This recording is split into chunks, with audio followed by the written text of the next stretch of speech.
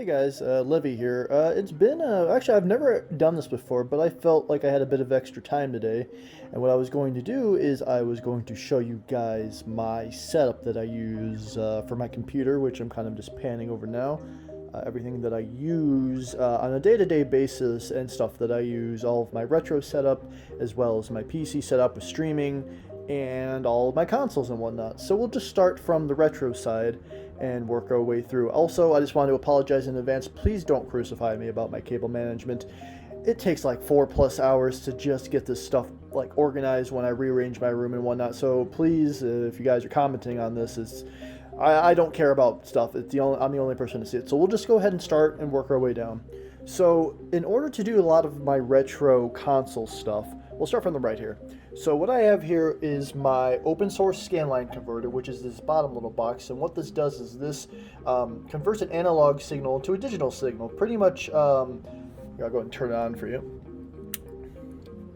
So essentially what it does is it can take component, SCART, and VGA, and those are analog signals. So basically anything that is like use of SCART, like a Wii, I'll go through all the consoles and what they do, and essentially takes them out to HDMI. Where's my hand?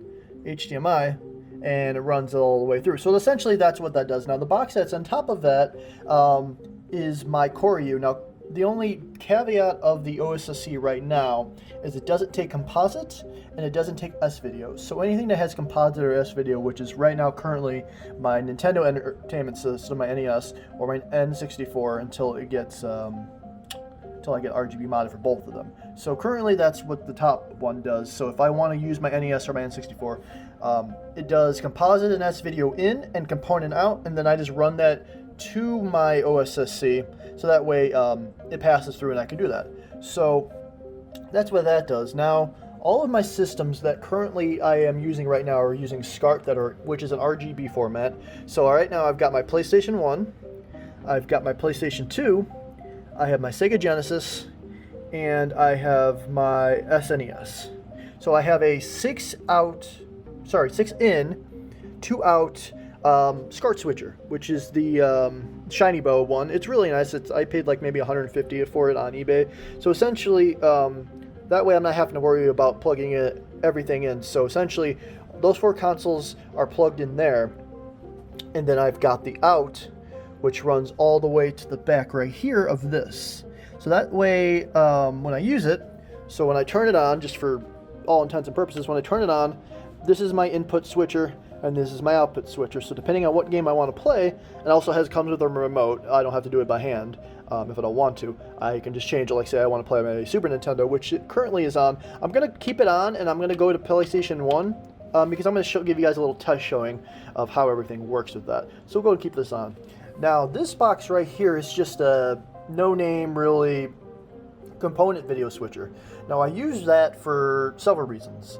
The reason why I use that is one, that way I can take an in that goes from my OSSC to that, and then it goes out to my Wii, and it also goes out to the Koryu. So it's got, you see the ones back here, that's the Wii, and then this is the Koryu, and it's got a 3 out, or 3 in, 1 out thing. So I really currently am only using for that, and then it's got a manual switcher, so depending on what I want to do, like if right now it's currently on if I want to use my Koryu for composite and S-video. This one would be for Wii, because Wii runs component, and that's that. Alright, so I've got my PS2 here, standard, not the slim model. I prefer this model. Pretty okay shape. I got my N64, which currently isn't modded, but it's going to be. I'm going to get it RGB modded. Sega Dreamcast, which outputs at 480p, which is nice. My PlayStation 1, and we got my Wii.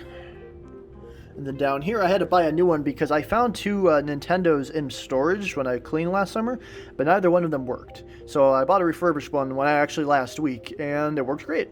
So there's my NES, my GameCube, my Sega Genesis Model 1, and my SNES. So if you're wondering where all the damn controllers are, they're all in a there's like 4 drawers worth of controllers, and it yeah, a lot. So let us go on to my more modern consoles. So this little rig I have here, I guess, I repurposed it a wine shelf or an apple shelf. I don't know what this is. I found it in storage. So essentially, I'm running almost a sort of similar setup as I am using with my OSSC to get everything out at once. So I have a little 4 in, 1 out HDMI switcher. So I've got the 4 up here, and then I got the 1 out. And that goes, I'll tell you where that runs once I head towards that direction. So essentially, we've got my Nintendo Switch, the paddles up there. And then we got my PlayStation 4, my PlayStation 3, and my Xbox 360. Each one of them gets use, but not nearly as much as it should. But if the mood strikes me and I end up playing with something, that's what I was going to do. I do want to get a Xbox, just an original Xbox at some point, but I'm running out of space for stuff, so I might have to end up repurposing that. Now, I got my little wall here. It's dusty, I apologize. I'm a bad maid. I don't have a giant collection right now. I kind of got into the collecting and then kind of stopped. COVID reasons and all that, but I do, I'm slowly building up some games as I do. Basically, these are all my favorite games. I'll probably add more as I go, but yeah, I probably need more storage as it goes. All right, so from here, we'll just move over to my actual PC, and then I'll show you how I set up my retro consoles when I play them, and everything like that. So this is my actual rig. It's all custom. It's a custom build. I went with more of a whiteout build, as you can see. My little headphone holder here. Let me move that. So there's that, and it's. I mean, you know what they say. It's not much, but it's mine. But it's a pretty beastly rig for what I use it for. GeForce RTX 2070 card, i7 8700K CPU. I got 32 gigs of memory, lots of fans. Over expensive motherboard, and then I got my Elgato capture card in there. Really not much to say about the PC itself. Oh cool, it actually says my name. I forgot, it actually has my name scrolling across the board there. So yeah, there's that. I'm also recording this with my phone because I didn't really think of a better way of recording this, so I apologize. So there's that. You can see it from the front. Don't mind my nerdy posters, but that's just what it is. So this is where the magic happens. This is my desk. Keyboard is Corsair. I think it's like a K70 or something like that. I used to have a matching mouse. The mouse that I got with it, the left click just, I don't know if it was broken or it just came broken, but it just is very non-responsive. So I switched back to my my Cooler Master one I've used for a while. So I know it's all sort of unmatched colors and whatnot, but it is what it is. It works. 3 monitors set up. I keep this one in portrait mode just because that's what I do. That's just how I like it. I have my webcam up here. It's on a tripod. It used to be just sitting on my back of my monitor here, but it was way too close to my face. So I kind of put it on a tripod. It's kind of a really terrible setup, but it doesn't move and it works. And then I got a Blue Yeti microphone. I got the Yeti caster thingy, so I got the boom arm coming from the back. There's that. And then from here, we've got when I am playing my old school games, this is what I play it on. This is just a compact V75 VGA monitor. It does what it needs to do. It looks good. I can make it look good for when I play games. So when I'm playing old retro games that are in a 4:3 aspect ratio, this is what I would do. When I'm playing 16:9 games, so anything that's like my modern consoles over there, those all get just played, and I have it connected where it goes to this monitor. Now, the one thing I have to do is if I'm playing retro games, the in that goes into my capture card, which is behind this monitor, has to be swapped, depending on if I'm going retro or not. Eventually, I'll probably buy some switcher, but honestly, it's a 2 seconds worth of work of plugging one thing in and plugging in, so I'm not going to waste the money. So there's that. And then I've just got a Sony 40-inch that I use for when I'm like watching movies, or if I'm like watching a favorite streamer. I've got speakers that I use as well, so I'll turn those on, recline the chair back, I'll scoot back a little bit, recline the chair back and just do that. It's just kind of nice to have something on where I don't, if I could just relax. It's only like a 60 hertz. It's a really old TV. It's a Sony Bravia, but it does what it is for. Got my green screen on the floor here. Yeah, lots of drawers full of controllers. When I told you lots of controllers, I meant it. So we got PlayStation 4, we got Xbox One, we got SNES, we got a whole bunch of adapters, AV cables, connectors, converters, there's that. Ugh. Dreamcast controller, we got an N64 controller again, some Dreamcast controllers, I see some Genesis controllers. I probably said this all 500 times. Also, I had to buy extenders for all my controllers because from where I sit here to my console's way over there, it just doesn't reach. The only one that really I don't is for the Wii because that's wireless, but everything else needs that. Oh, I forgot to mention this. This little box here, it's a Scarlett Solo audio interface. I use this for when I'm doing guitar stuff. So it's just mounted on the bottom of the desk, plug in my guitar, jam out. Okay, so back to controllers and that. And then I think this bottom drawer, more controllers. So we've got a Dreamcast controller, we got some NES controllers, PlayStation 3 controller, PlayStation 2 controller, and everything for that. So that's as far as how controllers go. My key light that I use a key light, and then the light you see over here is normally like right here, and that's what comes on my face, blasts light on my face. And yeah, there's that. Drawers over here is all like just maintenance stuff and just odd end what's-its. That's really it. Now, just for all intents and purposes to show you how my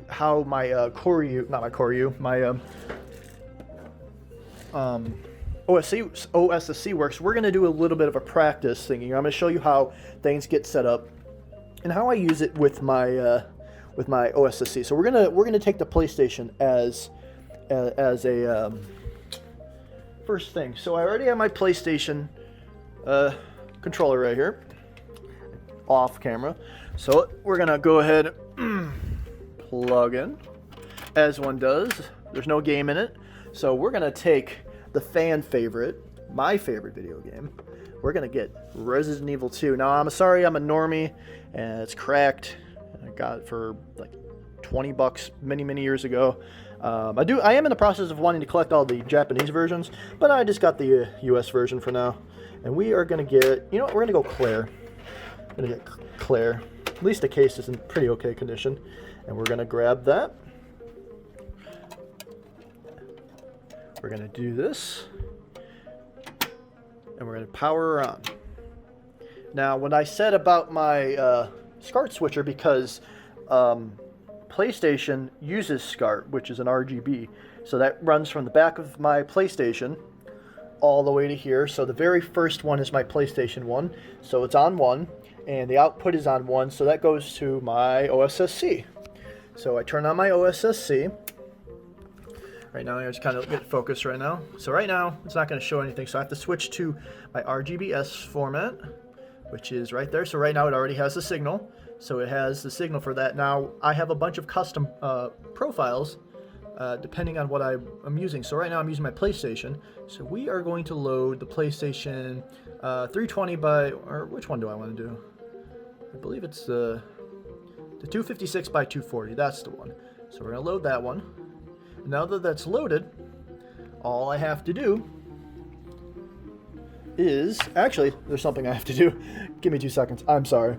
I completely forgot that I still have my modern consoles hooked up, so I gotta plug this in so you can see the mess, and just as simple as that, plug it in, and it should be raring to go. So now you're not gonna be able to hear the game because I don't have speakers on my VGA monitor here, so I use it through my headphone monitors. So lo and behold, there's my RE2. Let me go ahead and grab the controller really quick. You're not going to be able to hear anything, like I said, because normally I have this routed through my Elgato. And I'll usually have it up here as well, so. There's RE2. So, custom, depending on what I want to do. Now, you know, I have different programs and profiles depending on what game I'm wanting to do. And because this is the console version, it's going to take 20 years to pass up. Come on. I don't know how I'm going to play this with one hand, but here we go.